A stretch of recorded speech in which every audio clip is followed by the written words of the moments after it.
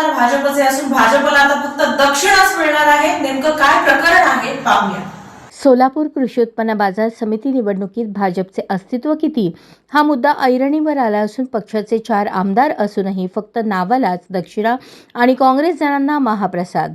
देशात राज्यात आपले मोठे भाऊ पण काँग्रेस समोर लाचारी का असा सवाल कार्यकर्ते करीत आहेत. तरीही हे देवाभाऊंना मान्य आहे का असा प्रश्नही उपस्थित केला जात आहे.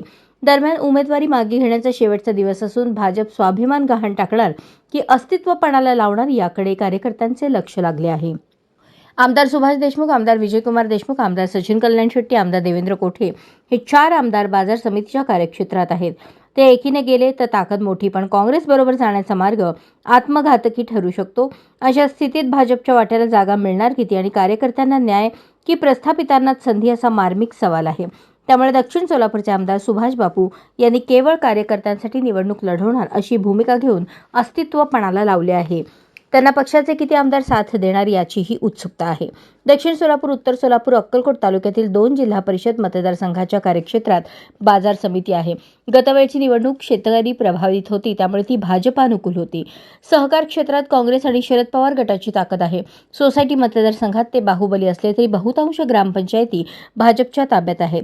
शिवाय व्यापारी गटातही भाजप अस्तित्व टिकवून आहे. त्यामुळे काँग्रेसबरोबर आघाडी किंवा युती केली तरी भाजपच्या वाट्याला किती जागा मिळणार?